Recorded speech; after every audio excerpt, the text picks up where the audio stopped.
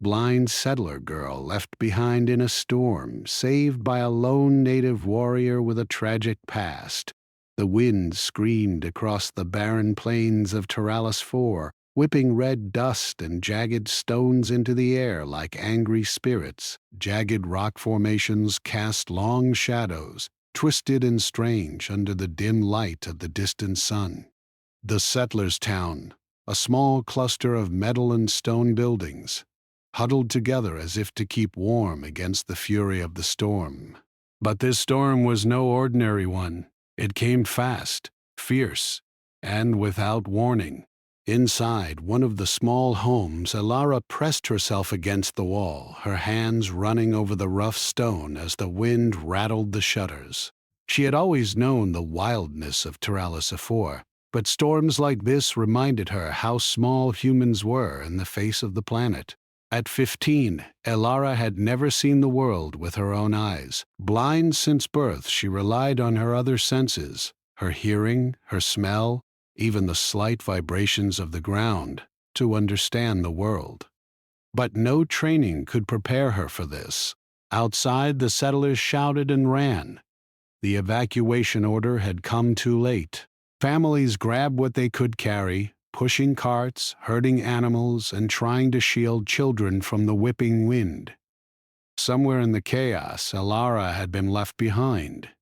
She did not notice at first, lost in the roar of the storm and the chaos around her. Only when she stumbled over a broken fence post did she realize she was alone.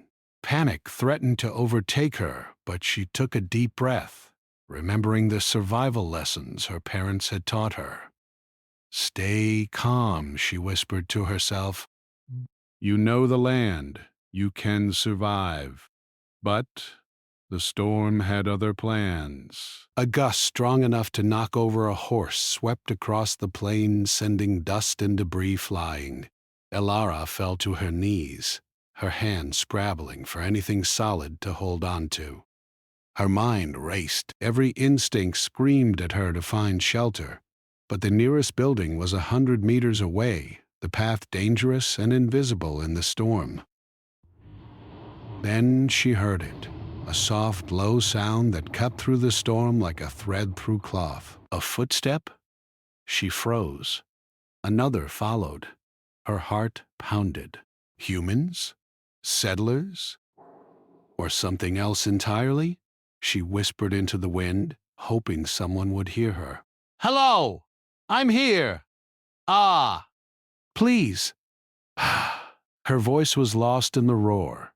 She took a step forward, then another, guided by the faint echo of movement. She stumbled again, scraping her knees on the jagged ground, and cried out in frustration.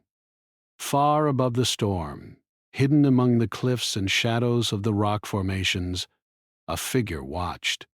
Kale, a lone native warrior of the plains, had been tracking the storm for hours. He was tall, broad-shouldered, with hair tied back in the traditional style of his people. His clothing was made of layered leather and woven fibers, practical and worn from years of living in the wild. Kale had no home among the settlers. He had lost his family long ago, victims of greed and war, and had chosen solitude, wandering the plains to protect what remained of his land. Kale sensed the human in danger before he saw her. His trained eyes caught the movement, slight and erratic against the chaotic backdrop of the storm. He could feel the panic, the desperation, the fragility of the girl. Something inside him stirred, a long-buried instinct to protect. Slowly he descended the cliffs, silent and sure, moving like a shadow over the rocks. Below, Elara was crawling on hands and knees, trying to find something solid.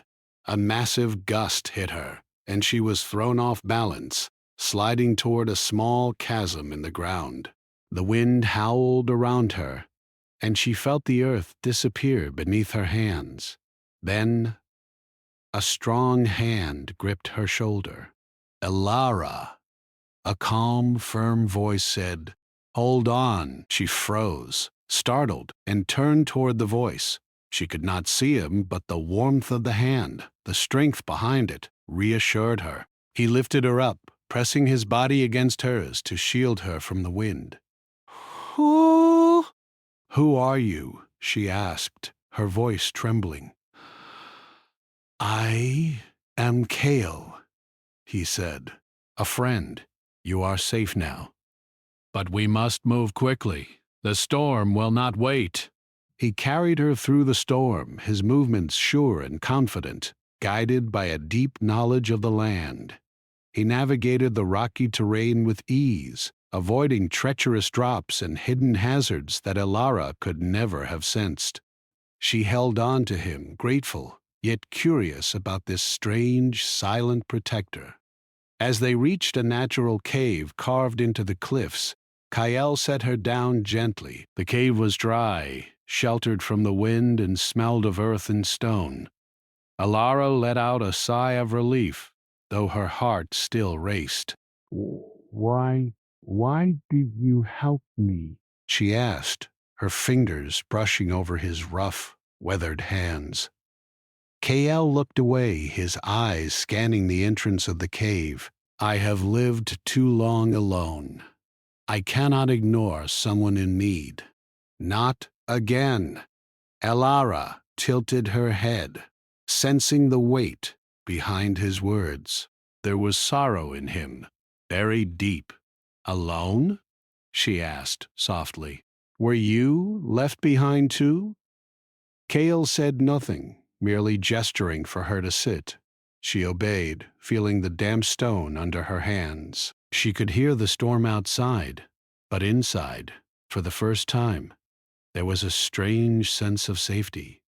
You survived this far, he said after a moment. You are stronger than most settlers I have met. Elara smiled faintly. I have to be. I have no choice. For a while they sat in silence, listening to the wind scream and howl. The storm was relentless, but inside the cave there was a fragile sense of calm. Suddenly, a loud crack echoed from the cliff above. A boulder had broken loose, rolling dangerously close to the entrance. Kale reacted instantly, placing himself in front of Elara to shield her. The rock tumbled past, missing them by inches.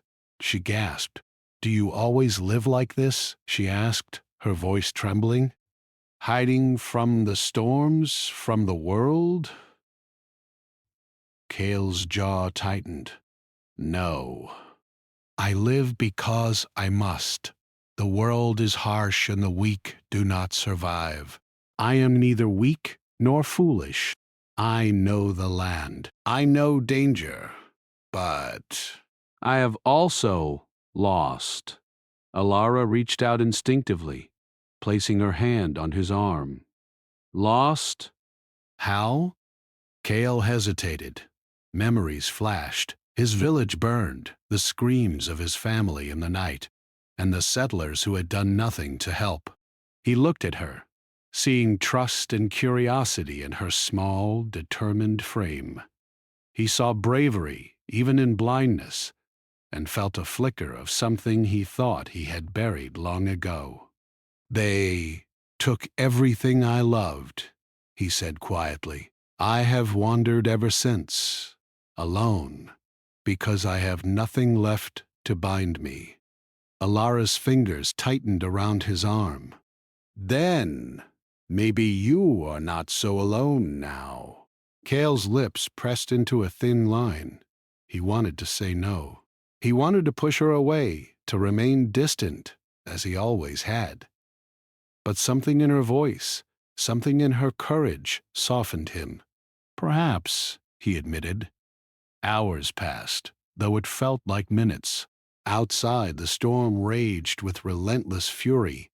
Inside, Kale began to teach Elara how to sense the land beyond her sight.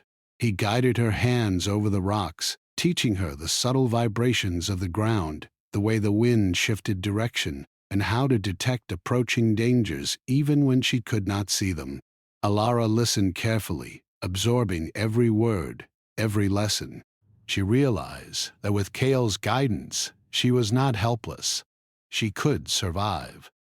She could thrive. As night fell, the storm showed no sign of relenting. Kale made a small fire in the cave, careful to shield it from the wind. He handed Alara a small piece of dried meat and water, and she ate gratefully, the warmth of the fire and food restoring some of her courage. "Tomorrow," he said, "we leave this place. The storm will pass, and then we must find shelter closer to the settlement. The land is dangerous, but together." We can survive it, Elara nodded. She could feel the strength in his voice, the certainty in his movements. For the first time since the storm began, she felt hope. But as she drifted into a restless sleep, guided by the sounds of Kale moving quietly around the cave, a faint rumble echoed through the cliff. Something in the storm, something else was moving toward them. Alara's senses twitched with fear, and Kale's stiffened. The storm outside was not the only danger, and in the darkness both of them knew that survival was only the beginning of their journey. The storm raged through the night, but by morning the wind had begun to die down. Clouds still churned in the sky, dark and heavy, but the relentless fury had passed. Outside the cave the world was battered and scarred. Dust clung to every rock, and broken branches and debris littered the ground. The settlers' town, once a small safe place, looked tiny and vulnerable from the cliffside. Elara woke to the smell of wet earth and the faint warmth of Kale's fire. Her body ached from a long night, but the worst of her fear had faded. She could hear him moving silently, gathering supplies and inspecting the cave's entrance.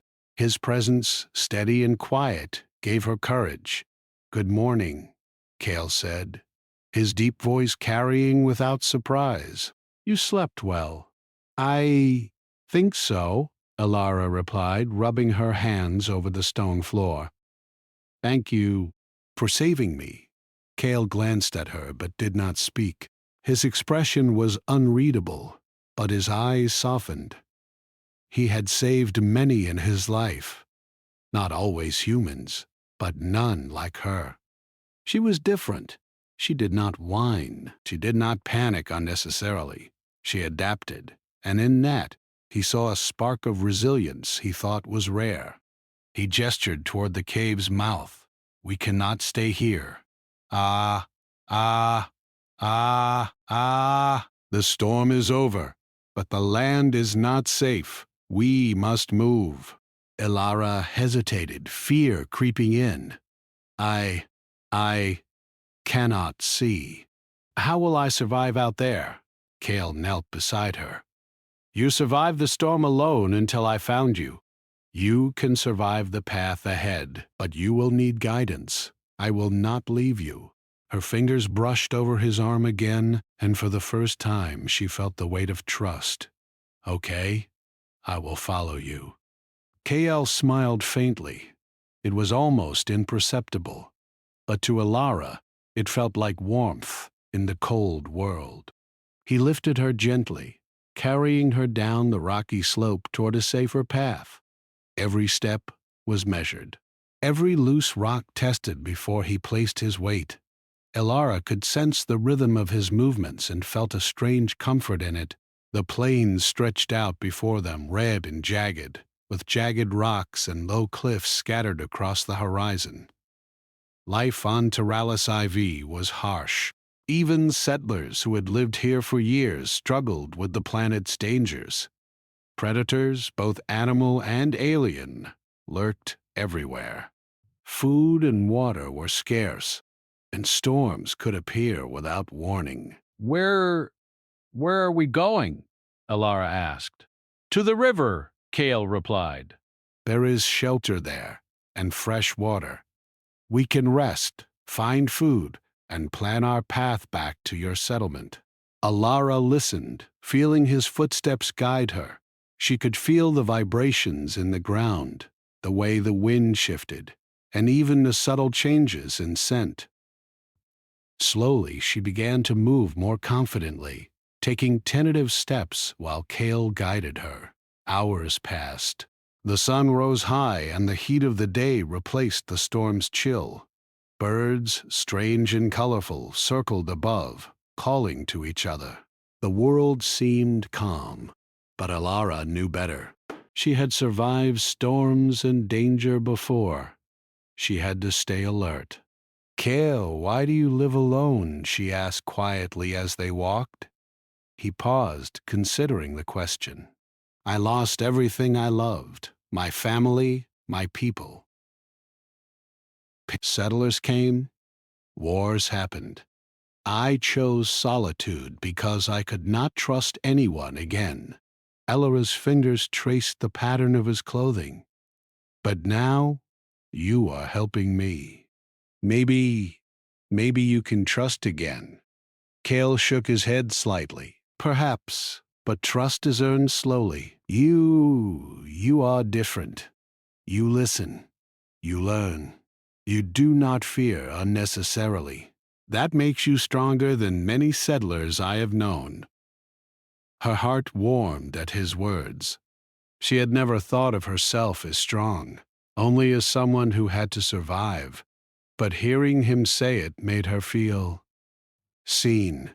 The path led them through a narrow canyon, the walls rising like red cliffs on either side. Dust and small rocks slid from above with every step, but Kale moved with precision, keeping Ilara safe. Suddenly, a sharp hiss echoed through the canyon. Ilara froze. "What? What was that?" Kale crouched low, scanning the canyon with trained eyes. "Danger," he said simply. "Stay close." From the shadows, a small pack of alien predators emerged. They were lean, fast, with sharp claws and glowing eyes. Elara's heart leaped.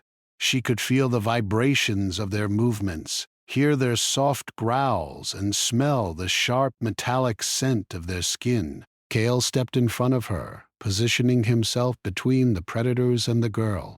He drew a short, curved blade from his belt, its edge gleaming even in the dim light. "Do not be afraid," he whispered. "Stay behind me."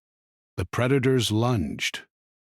Kale moved with deadly precision, striking one down with a single swing. Another leapt at him from the shadows, and he spun, using the predator's momentum to throw it into the canyon wall. Ilara gasped, stepping closer to him instinctively. "Stay calm," Kale said firmly. "Fear will weaken you." She nodded, gripping his arm. Despite her blindness, she could sense the rhythm of his strikes, the weight of his movements, and even the subtle vibrations in the ground as the predators attacked. She realized something incredible. She could fight without seeing, not with strength, but with awareness. The fight ended quickly. The predators retreated into the shadows, leaving Kale and Alara standing in the canyon. Dust settled around them, and the canyon was silent once more. You were amazing," Ilara whispered, her hands trembling. Kale shook his head. "You were amazing too. You listened, you felt, you did not panic. That is strength." They continued toward the river, the canyon opening into a wide valley where water sparkled under the sun. Kale guided her to a small, hidden cave along the riverbank. Fresh water flowed nearby, and small animals scurried in the underbrush. "This will be our rest," Kale said. "We will gather food, recover, and prepare for the journey back. But we cannot stay long. There are other dangers here." Ilara sat by the water, cupping it in her hands and letting it run through her fingers. "It feels peaceful here," she said softly. "For the first time today, I feel safe." Kale crouched beside her, watching her carefully. "Peace is fragile," he said, "but it is worth fighting for." They spent the afternoon gathering edible plants and small animals Kale hunted with silent precision. Elara learned quickly, guided by his voice and touch. She discovered that she could identify plants by their texture and smell, sense approaching creatures by subtle vibrations, and even track small animals by the faint impressions they left in the soil. As the sun dipped below the horizon, painting the sky with orange and purple streaks, Kael built a fire outside the cave. He taught Elara how to keep it low, hidden from potential predators, while still providing warmth and light. You are... Clever, he said, watching her practice. I have not seen a settler adapt so quickly. Most are afraid of the land, afraid of themselves. Elara smiled, the firelight warming her face. I have to be. I cannot rely on anyone else. And I want to survive. Kael nodded, impressed. Good. That is why you will survive. The night was calm for the first time since the storm. Stars glimmered overhead, distant and cold. Elara lay on a mat Kael had prepared, listening to the soft crackle of the fire and the gentle rush of the river. Kael sat nearby, sharpening his blade silently. He thought of the girl he had saved, her courage and her determination. Something inside him began to shift. Perhaps he was not as alone as he thought. Perhaps there was a place for him in this harsh world, even if it included humans. Suddenly, a faint sound reached his ears, a low growl, different from the predators earlier. Kael's eyes narrowed. He stood, signaling for Elara to stay low. The sound grew closer, accompanied by heavier steps, too heavy for a normal animal. Kael drew his blade and moved toward the cave entrance. Stay here, he said quietly. Do not move. Alara's heart raced, but she obeyed. She could sense the tension in the air, the vibrations of approaching danger. For the first time, she realized that survival was more than avoiding storms and predators. It was about trusting the right person to protect you. Kael's eyes scanned the shadows outside. He was ready, alert, and calm, prepared to face whatever came.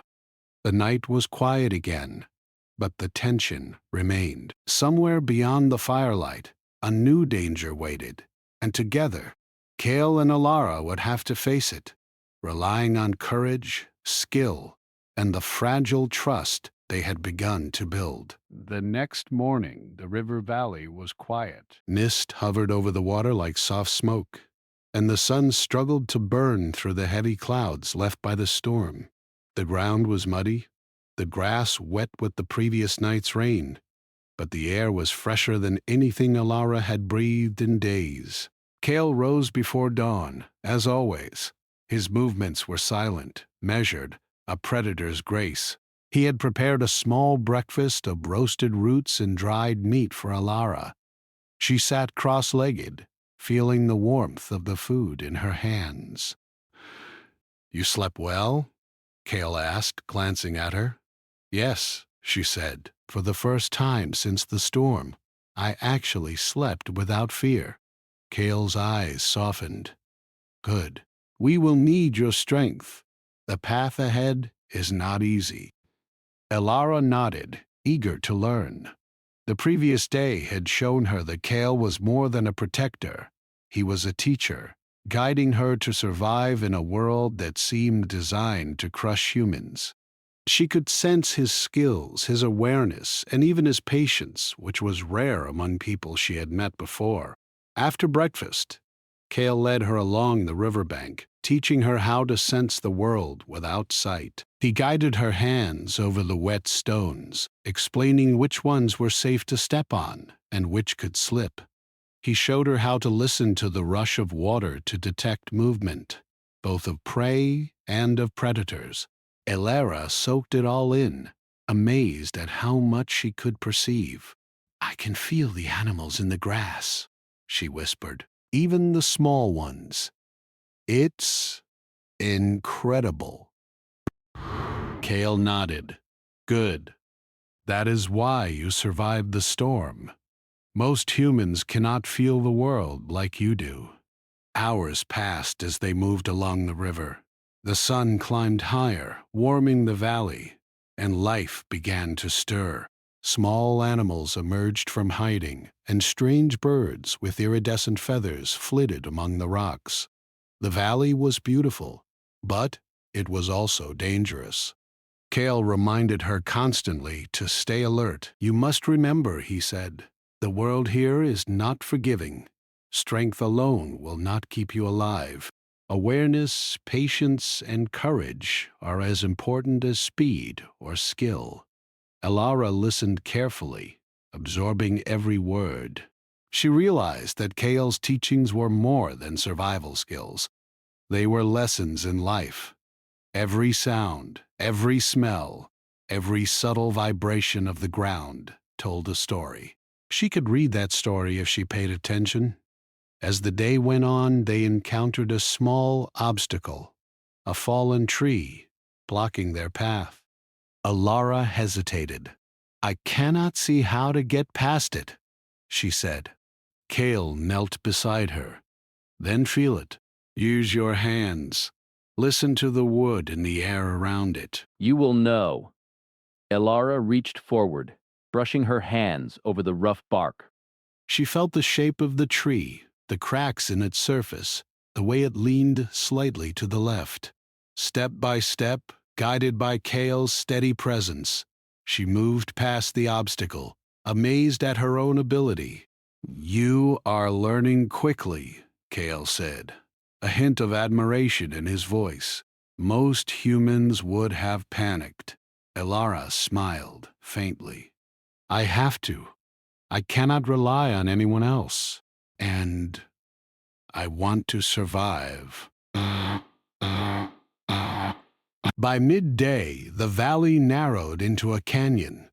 The river flowed faster here, cutting a jagged path through the rocks. Kale paused, listening. His hand rested lightly on Elara's shoulder. There is danger ahead, he whispered. We must move carefully. Elara nodded, feeling the vibrations of his movements. She trusted him completely now, though she could not see him. They were a team, moving in silent harmony. Suddenly, a low growl echoed from the canyon walls. Elara froze. Her senses detected something large, something moving fast. Kale's eyes narrowed. Predators, he said quietly. Stay close and follow my lead. A pack of alien creatures emerged from the shadows. They were larger than the ones from the storm, with thick scales and glowing eyes that cut through the dim light. Kale stepped in front of Elara, drawing his blade. Alara's heart pounded, but she remembered his lessons. She could feel the vibrations of the ground as the creatures approached. She listened to the rustle of their movement in the grass, and even with her eyes closed, she could sense the rhythm of their steps. Kale moved with deadly precision, striking one creature after another. His blade flashed in the dim light, each movement calculated and effective. Elara watched, listened, learning from every strike. One creature lunged at Elara, sensing her vulnerability. She froze, but Kale shouted, Move! Trust your instincts! Instinct took over. Elara twisted her body, stepped to the side, and reached out to grab a sharp rock. She struck blindly, but her intuition guided her hand. The creature yelped and backed away, startled. Kale's eyes widened slightly. Impressive, he said. You are quick to learn, even under pressure. The creatures finally retreated into the canyon shadows, and silence returned. Elara's hands trembled, but she felt a surge of pride. She had faced real danger and survived, not just because Kale protected her, but because she had acted. You are stronger than you think, Kale said, his voice softer now. Fear can be used, but it must never control you. Elara nodded, her confidence growing. She realized that strength was not only about muscles or weapons, it was about awareness, courage, and the will to survive. As they continued through the canyon, Cale began to speak more about his past. Slowly, he revealed fragments of his life, his family, the settlers who had destroyed his village, and the years he spent wandering alone. Elara listened, feeling empathy for the warrior who had carried such pain for so long. "I understand loss," she said quietly. "I lost my parents to the storm last year. I have lived alone for months. But I found someone to help me this time." Cale's jaw tightened. "Perhaps that is why I could not ignore you. You remind me that humans can endure and even survive against impossible odds." They made camp near a small waterfall, its sound soothing after the tension of the canyon. Cale taught Elara how to set up a simple trap for small animals and how to filter river water. She learned quickly, her hands steady and confident. As night fell, the stars shone brightly in the sky. The valley felt safer here, away from the dangers of the canyon. Elara sat by the fire, listening to Cale hum a soft, mournful tune. She could sense the sadness behind it, the weight of years spent alone. Do you miss them?" she asked softly. Cale nodded. "Every day. But life does not stop for grief. We must survive, adapt, and continue. That is what I teach you, what I have learned myself." Elara reached out, placing her hand on his arm. "Then perhaps we can survive together." Cale's lips pressed into a thin line. He wanted to remain distant, to protect her, without letting her in. But something in her courage, her determination, and her trust softened him. "Perhaps," he said quietly. They sat in silence, watching the fire, listening to the river, and feeling the wind cool their faces. The bond between them had grown stronger, not just of teacher and student or protector and protected, but of two survivors learning to rely on each other. As they prepared to sleep, Cale remained vigilant, scanning the valley for any signs of danger. Elara, for the first time in her life, felt a sense of belonging. She could not see, but she could feel the world around her, and she could feel the strength of the man beside her. Somewhere beyond the valley, shadows moved. Cale sensed it immediately. Another threat approaching. But this time he did not panic. He had Elara, and together they would face whatever came. The journey ahead would be long and dangerous. The storm had passed, but new challenges awaited. Predators, harsh terrain, and even hostile humans could threaten them. Yet Elara felt a spark of hope. With Cale's guidance, her own courage, and the bond they had formed, she was beginning to believe that survival was not only possible, it was inevitable. And Cale, the lone warrior haunted by his past, began to realize that perhaps he was not truly alone anymore.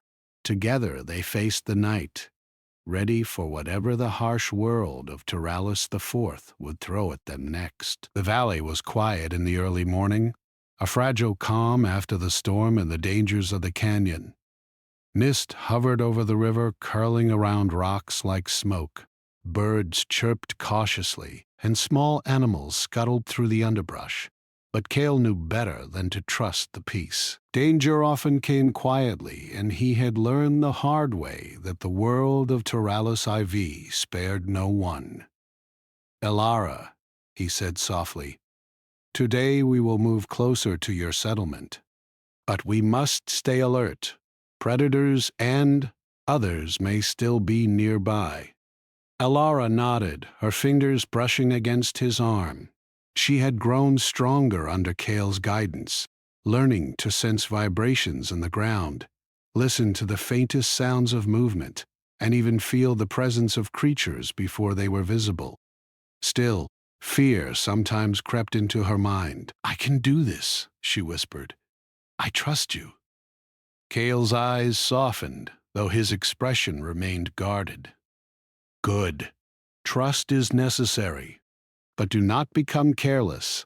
They moved carefully along the river, stepping over fallen logs, avoiding slippery rocks, and listening to the faint signs of life around them. The journey was slow but steady, a test of patience as much as skill.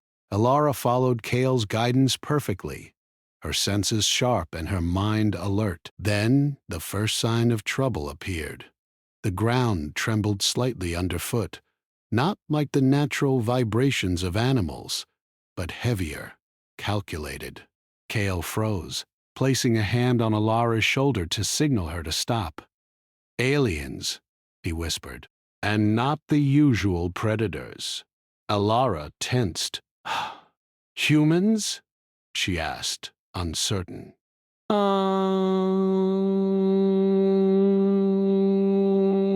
Kale shook his head. "No, these are raiders, alien scavengers. They hunt settlers for food and supplies. They are dangerous, clever, and cruel."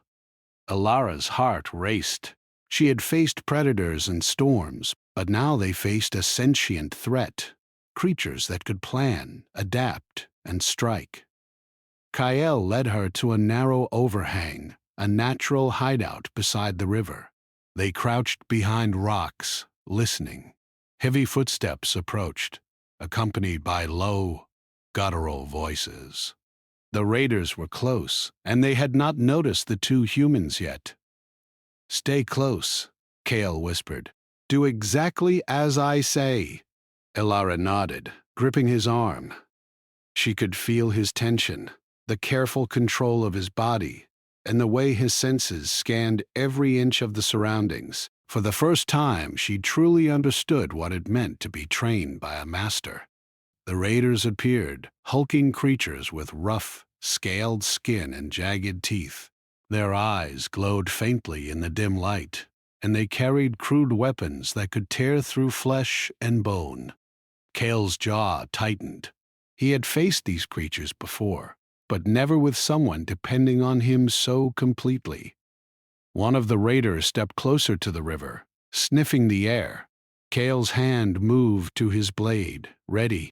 He whispered instructions to Alara, guiding her hands to rocks and branches that could be used as weapons or distractions. "Wait for my signal," he said. "Then act." The tension was unbearable. Every rustle of leaves, every snap of a twig made Alara's pulse race, but she stayed calm, trusting Kael completely. When he gave the signal, a subtle flick of his fingers, she threw a small rock at a bush, creating a distraction. One of the raiders growled and turned, giving Kale the opening he needed. Kale struck with lightning speed, his blade slicing through the air. The raider fell, stunned. Another lunged at him, but Kale twisted, using the creature's momentum to throw it into the river. Elara watched. No, listened, with awe. The rhythm of his movements was precise, lethal, and controlled. Then one of the raiders turned toward her, sensing her presence. Elara froze, heart pounding. Kale shouted, "Now!" She swung a branch blindly, but instinct guided her hand. The raider yelped as the branch struck its arm, and it stumbled. Kale seized the moment, striking it down with a swift, clean blow. When the fight ended, the raiders retreated into the shadows, leaving Kale and Elara alone. Elara's hands trembled, but her face was alight with triumph. She had helped, and she had survived. You. "You did very well," Kale said quietly, sheathing his blade. "You listened, you acted, and you did not panic. That is strength." Elara smiled faintly. I felt your movements. I could sense them. It was Amazing. Kale nodded. You are learning quickly. That is why humans endure. You adapt, even in the worst conditions. Most creatures, even strong ones, do not survive change as well as humans do. They continued along the river, the encounter with the raiders leaving both of them wary, but also more confident. Ella's trust in Kale had deepened, and Kale's respect for her resilience had grown. As they moved, Kale spoke more about his past. He told her of his family, the village destroyed, and the settlers who had caused it. His voice was quiet, almost mournful, but not bitter. Alara listened, sensing the pain he had carried for years. I understand loss, she said softly. I lost my parents to the storm last year. I have lived alone, struggling to survive. But I found someone to help me this time. Kale's jaw tightened. Perhaps that is why I could not ignore you. You remind me that humans endure, that even after tragedy, they fight to survive. They reached a narrow gorge where the river flowed swiftly between jagged cliffs. Kale stopped and crouched low. We must cross here carefully. The current is strong and the cliffs are slippery. Elara listened as Kale described the safest path, using her senses to feel the ground and the water. Step by step, she followed him, her confidence growing with every movement. Halfway across, a loud roar echoed from above. A massive predator, larger than any they had faced before, appeared on a ledge overlooking the gorge. Its eyes glowed, and its jaws opened wide, revealing sharp teeth capable of crushing bone. Kale stepped in front of Alara, blade ready. Stay behind me, he said. The predator leapt toward them. Kale struck first, driving it back with precise blows. Alara's instincts kicked in. She grabbed a loose branch and struck blindly, hitting the creature's leg. It yelped in surprise, giving Kale the chance to deliver a final powerful strike that sent it tumbling back down the cliffside. Alara's hands shook with adrenaline, but she smiled. I did it, she whispered. Kale nodded, a rare smile crossing his face. Yes, you did. You are stronger than you know. Night fell as they reached a small clearing near the edge of the valley. Kale built a fire, and Alara sat close, feeling the warmth and safety it provided. You have learned much in a short time, Kale said quietly. But tomorrow, the real challenge begins. We must reach your settlement, and the land between here and there is dangerous. Settlers, predators, raiders, and worse. Elara's fingers brushed his arm. I am ready. I trust you. Kyle looked at her, the bond between them stronger than ever.